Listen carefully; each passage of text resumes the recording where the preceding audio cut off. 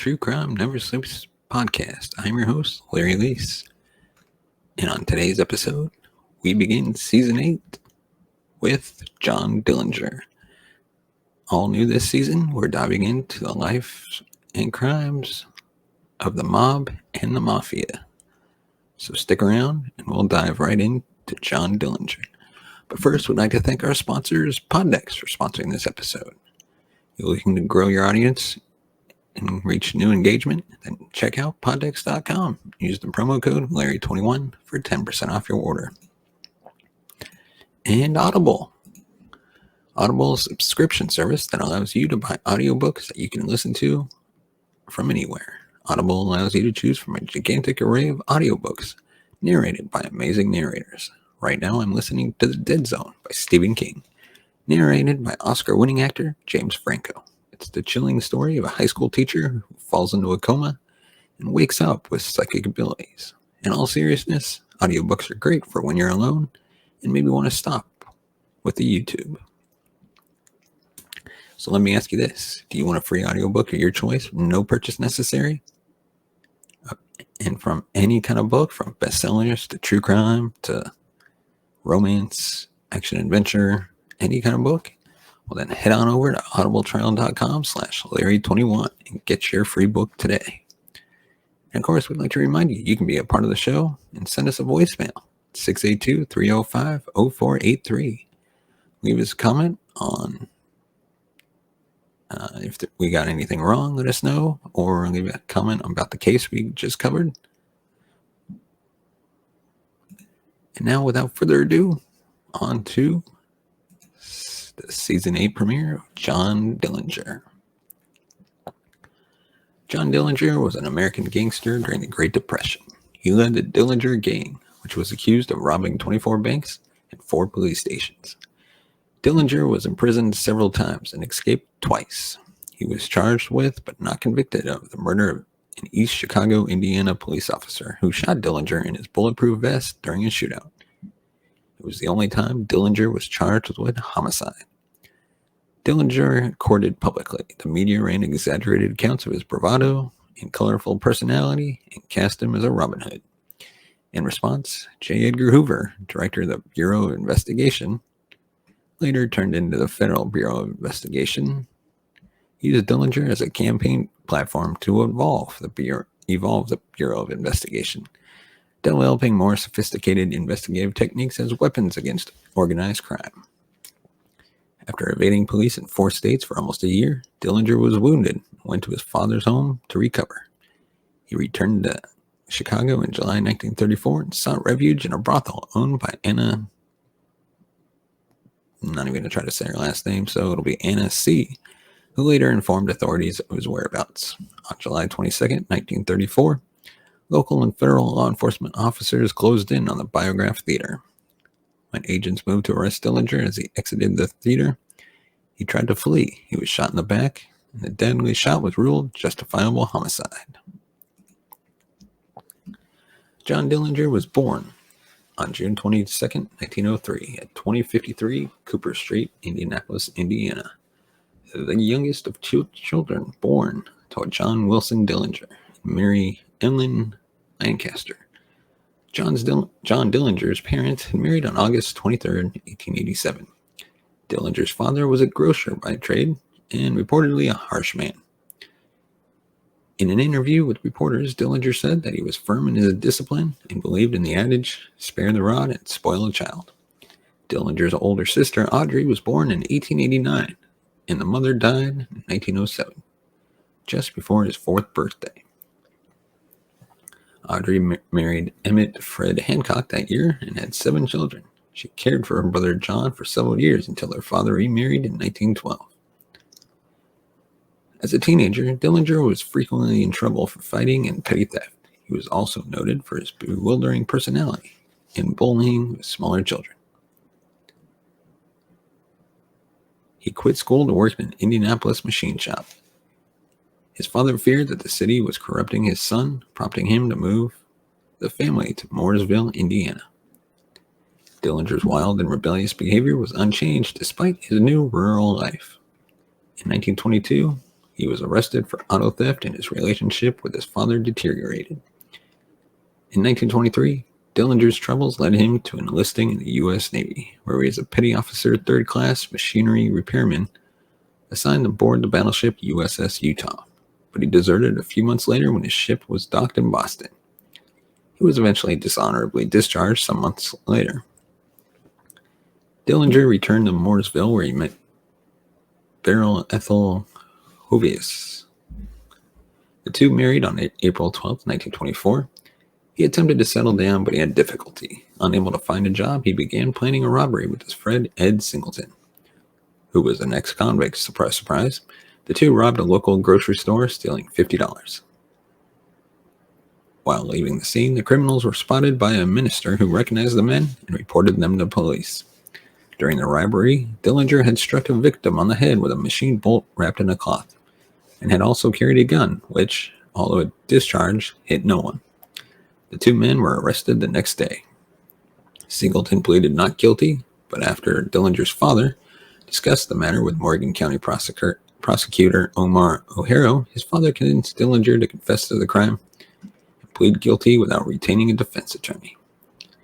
Dillinger was convicted of assault and battery with intent to rob and conspiracy to commit a felony. He expected a lenient probation sentence as a result of his father's discussion, but instead was sentenced to 10 to 20 years in prison for his crimes. His father told reporters he regretted his advice and was appalled by the sentence. He pleaded with the judge to shorten the sentence, but with no success. En route to Mooresville to testify against Singleton, Dillinger briefly escaped his captors, but was apprehended within a few minutes. Singleton had a change of venue and was sentenced to jail term of 2 to 14 years. He later died September 2nd, 1937. Incarcerated at Indiana Reformatory in Indiana State Prison from 1924 to 1933, Dillinger began to become embroiled in a criminal lifestyle. Upon being admitted to prison, he was quoted as saying, "I will be the meanest bastard you ever saw when I get out of here." His physical examination of prison showed that he had gonorrhea, and the treatment for the condition was extremely painful. He became embittered against society because of his long prison sentence, and befriended other criminals, including seasoned bank robbers Harry Pierpont, Charles Makeley, Russell Clark, and Homer Van Meter, who taught Dillinger how to be a successful criminal. The men planned heists that they would commit soon after they were released. Dillinger also studied Herman Lamb's meticulous bank robbing system and used it extensively throughout his criminal career. Dillinger's father launched a campaign to have him released and was able to obtain 188 signatures on a petition. On May 10, 1933, after serving 9.5 years, Dillinger was paroled. Released at the height of the Great Depression, Dillinger was with little prospect of finding employment and immediately returned to crime.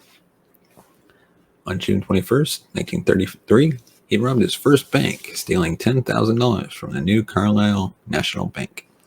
On August 14th, Dillinger robbed a bank in Bluffton, Ohio. Tracked by police from Dayton, Ohio, he was captured and later transferred to the Allen County Jail in Lima to be indicted in connection to the Bluffton robbery. After searching him before putting him in prison, the police discovered a document which appeared to be a prison escape plan. They demanded Dillinger tell them what the document meant, but he refused. Earlier, while in prison, Dillinger had helped conceive a plan to enable the escape of Pete Pierpont, Russell Clark, and 6 others that he met in prison, most of whom worked in the prison laundry. Dillinger had friends smuggle guns into their cells, which they used to escape 4 days after Dillinger's capture. The group that formed up, known as the First Dillinger Gang, consisted of Pierpont, Clark, Charles Makeley, Ed Schaus, Harry Copeland, and John Hamilton, a member of the Herman Lamb Gang.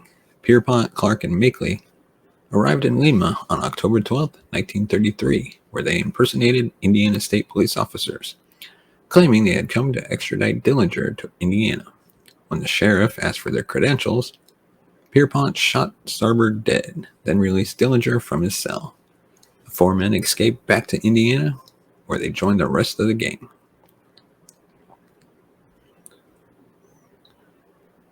Evelyn Frechette met John Dillinger in October 1933, and they began a relationship in November 1933. After Dillinger's death, Billy was offered money for her story and wrote a memoir for the Chicago Herald and Examiner in August 1934.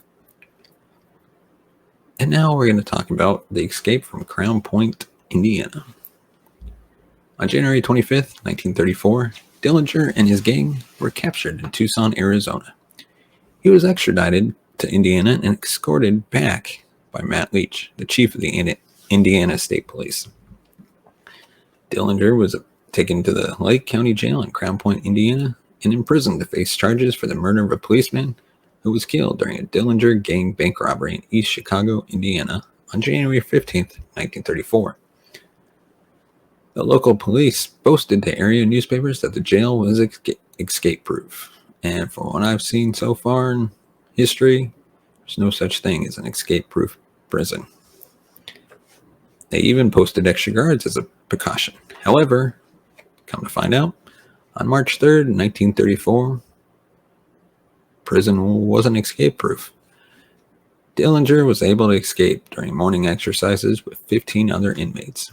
Dillinger produced a pistol, catching deputies and guards by surprise, and he was able to leave the premises without firing a shot.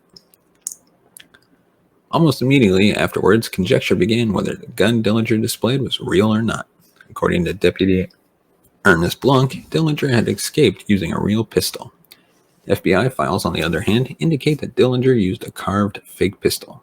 Sam Cahoon, a trustee who Dillinger took hostage in the jail, also believed Dillinger had carved the gun, using a razor and some shelving in his cell. In another version, according to an unpublished interview with Dillinger's attorney, investigator Art O'Leary claimed to have sneaked the gun in himself. On March 16th, Herbert Youngblood, who escaped from Crown Point alongside Dillinger, was shot dead by police in Port Huron, Michigan. Deputy Sheriff Charles Kavanaugh was mortally wounded in the battle and later died.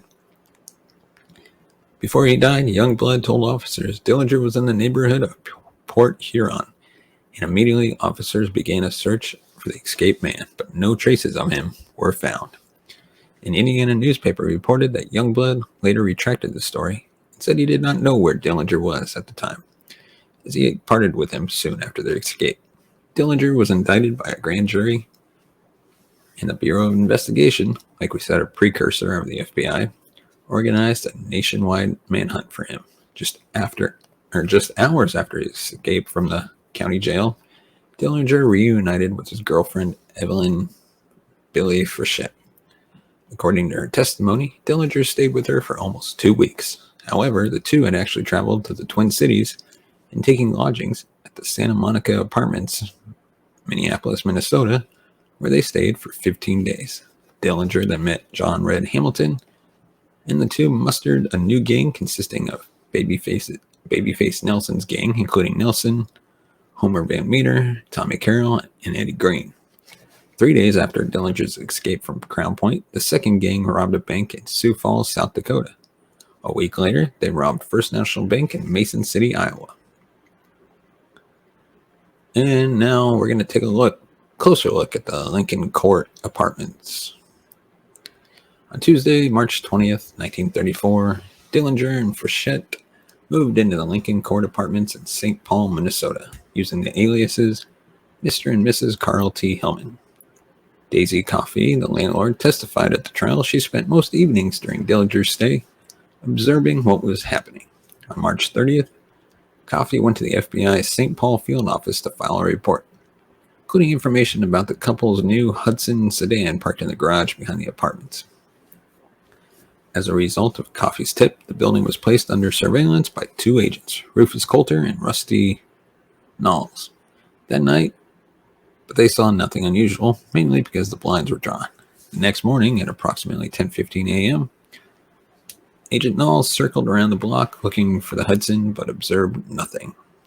He parked first on Lincoln Avenue, then on the west side of Lexington Avenue at the northwest corner of Lexington and Lincoln, and remained in his car while watching Coulter and St. Paul Police Detective Henry Cummings pull up, park, and enter the building. 10 minutes later, by Knowles' estimate, Van Meter parked a green Ford on the north side of the apartment building.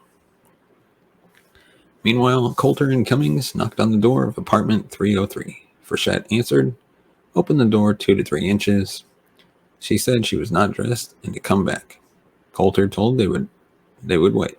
After waiting 2 to 3 minutes, Coulter went to the basement apartment of the caretakers, Louis and Margaret Madelinger, and asked to use the phone to call the bureau. He quickly returned to Cummings, and the two of them waited for Frechette to open the door. Van Meter then appeared in the hall and asked Coulter if his name was Johnson. Coulter said it was not. And as Van Meter passed on to the landing of the 3rd floor, Coulter asked him for a name. Van Meter replied, I am a soap salesman. Asked where his samples were. Van Meter said they were in his car. Coulter asked if he had any credentials. Van Meter said no and continued down the stairs. Coulter waited 10 to 20 seconds, then followed Van Meter. As Coulter got to the lobby on the ground, Van Meter opened fire on him. Coulter hastily fled outside, chased by Van Meter. Van Meter ran back into the front entrance. Recognizing Van Meter, Knowles pointed out the Ford to Coulter and told him to disable it. Coulter shot out the rear left tire. While Coulter stayed with Van Meter's Ford, Knowles went to the corner drugstore and called the local police. Then called the Bureau's St. Paul office, but could not get through because the lines were busy. Van Meter, meanwhile, escaped by hopping on a passing coal truck. Dillinger's girlfriend, in her harboring trial testimony, said that she told Dillinger that the police had shown up after speaking to Cummings. Upon hearing Van Meter's firing at Coulter, Dillinger opened fire through the door with a Thompson submachine gun, sending Cummings scrambling for cover. Dillinger then stepped out and fired another burst at Cummings. Cummings shot back with a revolver, but quickly ran out of ammunition. He hit Dillinger in the left calf with one of his 5 shots. He then hastily retreated down the stairs to the front entrance. Once Cummings retreated, Dillinger and his girlfriend hurried down the stairs, exiting through the back door, and drove away in the Hudson. After the shootout, Dillinger and his girlfriend drove to Eddie Green's apartment in Minneapolis. Green called his associate, Dr. Clayton E. May, his office at 712 Masonic Temple in downtown Minneapolis. With Green, his wife Beth, and Frechette following in Green's car, the doctor drove Dillinger to an apartment belonging to Augusta Salt, who had been providing nursing services and a bed for May's illicit patients for several years. Patients he could not risk seeing at his regular office. May treated Dillinger's wounds with antiseptics. Green visited Dillinger on Monday, April 2nd, just hours before Green was mortally wounded by the FBI in St. Paul. Dillinger convalesced at Dr. May's for 5 days until Wednesday, April 4th. Dr. May was promised $500 for his services, but received nothing. Now, before we move on to even the return to Mooresville, we'd like to remind you, if you want to support the show, you can buy us a coffee at buymeacoffee.com/TCNS. Your support will help this channel grow, upgrade our equipment, be able to bring in new hosts, pay them, create new even better content, create new shows, and take this show on the road. We would really love to be able to afford to live stream episodes from true crime locations such as in California, New York, other parts of Texas, Chicago. After the events in Minneapolis, Dillinger and Frechette traveled to Mooresville to visit Dillinger's father. Friday, April 6, 1934 was spent contacting family members, particularly his half-brother Hubert Dillinger. On April 6, Hubert and Dillinger left Mooresville at about 8 p.m. and proceeded to Leipzig, Ohio, to see Joseph and Lena Pierpont, parents of Prohibition-era gangster Harry Pierpont. The parents were not home, so the two headed back to Mooresville around midnight. On April 7th, at approximately 3:30 a.m., they rammed a car driven by Mr. and Mrs. Joseph Manning near Noblesville, Indiana. After Hubert fell asleep behind the wheel, they crashed through a farm fence and about 200 feet into the woods. Both men made it back to the Mooresville farm. Swarms of police showed up at the accident scene within hours. Found in the car were maps, a machine gun magazine, a length of rope, and a bullwhip. According to Hubert, his brother planned to pay a visit with the bullwhip to his former one-armed shyster lawyer at Crown Point, Joseph Ryan, who had run off with his retainer after being replaced by Louis Piquet. At about 10:30 a.m. on April 7th, Billy, Hubert, and Hubert's wife purchased a black four-door Ford V8, registering it in the name of Mrs. Fred Penfield. At 2:30 p.m., Billy and Hubert picked up the V8 and returned to Mooresville. On Sunday, April 8th, the Dillingers enjoyed a family picnic while the FBI had the farm under surveillance nearby. Later in the afternoon, suspecting they were being watched, agents J.L. Garrity and T.J. Donahan were cruising in the vicinity in their car. The group left in separate cars. Billy drove the new Ford V8 with two of Dillinger's nieces, Mary Hancock in the front seat and Alberta Hancock in the back. Dillinger was on the floor of the car. He was later seen but not recognized by the two agents. Eventually, Norman, driving the V8, proceeded with Dillinger and Billy to Chicago, where they separated from Norman. The following afternoon, Monday, April 9th, Dillinger had an appointment at a tavern at 416 North State Street. Sensing trouble, Billy went in first. She was promptly arrested by agents, but refused to reveal Dillinger's whereabouts. Dillinger was waiting in his car outside the tavern and then drove off unnoticed. The two never saw each other again. Dillinger reportedly became despondent after Billy was arrested. The other gang members tried to talk him out of rescuing her, but Van Meter encouraged him by saying that he knew where they could find bulletproof vests. That Friday morning, late at night, Dillinger and Van Meter took a hostage, Warsaw, Indiana police officer Judd Pittenger. They marched Pittenger at gunpoint into the police station, where they stole several more guns and bulletproof vests. After separating, Dillinger picked up Hamilton, who was recovering from the Mason City robbery. The two then traveled to the Upper Peninsula of Michigan, where they visited Hamilton's sister, Anna Steve. The Bureau received a call Sunday morning, April 22nd, that John Dillinger and several of his Confederates were hiding out at a small vacation lodge called Little Bohemia near present-day Manitowish Waters, Wisconsin. Special agent in charge, Melvin Purvis, and several Bureau of Investigation agents approached the lodge when three men exited the building and began to drive off. Agents yelled for the car to stop, but the driver did not hear the agents. Agents opened fire, and the driver was killed. Dillinger and some of the gang were upstairs in the lodge and began shooting out the windows. While the BOI agents stuck for cover, Dillinger and his men got out the back and fled. By July 1934, Dillinger had dropped completely out of sight, and the federal agents had no solid leads to follow. He had, in effect, drifted into Chicago, where he went under the alias of Jimmy Lawrence, a petty criminal from Wisconsin who bore a close resemblance to Dillinger. Working as a clerk, Dillinger found that in a large metropolis like Chicago, he was able to lead an anonymous existence for a while. What he did not realize was that he was the center of the federal agents' dragnet, happened to be Chicago. When the authorities found Dillinger's blood-spattered getaway car on a Chicago side street, they were positive he was in the city. According to Art O'Leary, as early as March 1934, Dillinger expressed an interest in plastic surgery and asked O'Leary to check with Pickwitt on such matters.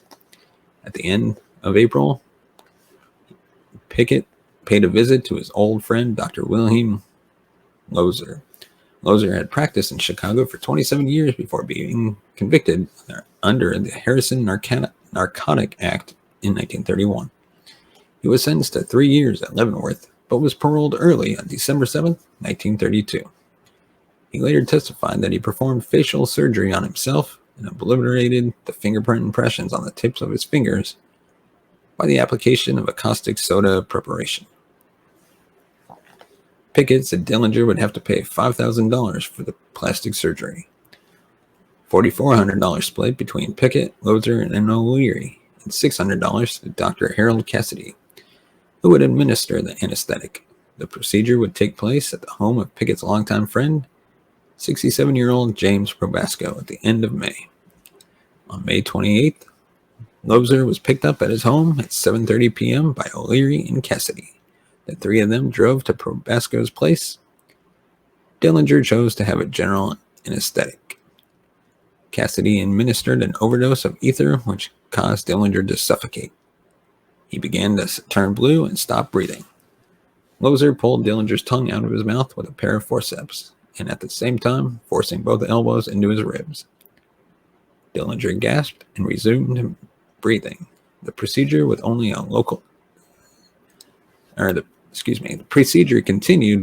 local anesthetic.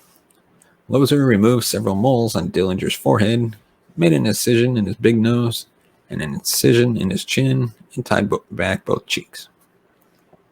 Lozer met with Pickett again on Saturday, June 2nd, with him saying that more work was needed on Dillinger, and now Van Meter now wanted the same work done to him.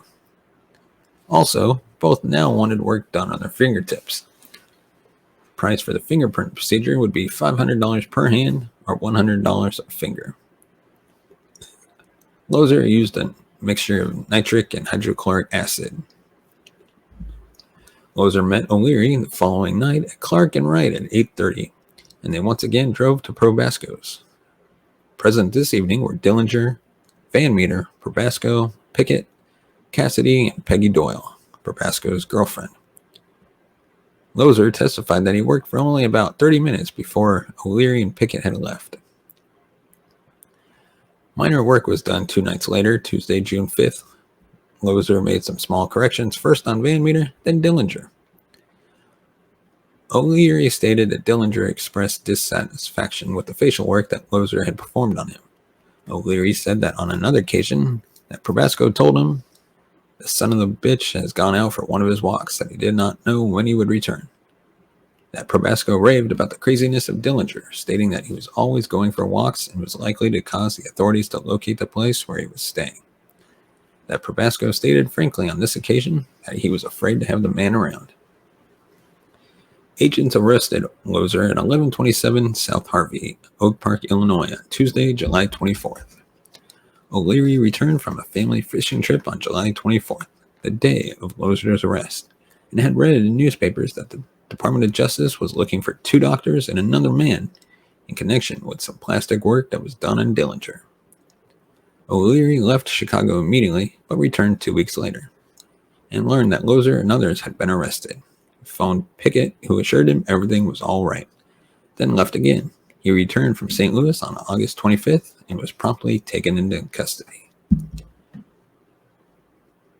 On Friday, July 27th, Probasco fell to his death from the 19th floor of the Bankers Building in Chicago while in custody. On Thursday, August 23rd, Homer Van Meter was shot and killed in a dead-end alley in St. Paul by Tom Brown, former St. Paul Chief of Police, and then current Chief Frank Cullen. You would think by now that Dillinger, if he's seeing all his friends getting arrested and killed, that his time's coming to an end. And if I were him, honestly, I would try to get the hell out of Chicago. And you know what? Even the hell out of the U.S. Go someplace and just stay quiet and just hide out for the rest of your life. And now we're going to dive into the beginning of the end for John Dillinger. Division of Investigations Chief J. Edgar Hoover created a special task force headquartered in Chicago to locate Dillinger. On July 21st, once again, I really can't say her last name, so I'm just going to call her Anna C., a madam from a brothel in Gary, Indiana, also known as the Woman in Red, contacted the FBI. She was a Romanian immigrant, threatened with deportation for low moral character, and offered agents information on Dillinger in exchange for their help in preventing her deportation. The FBI agreed to her terms, but she was later deported nonetheless.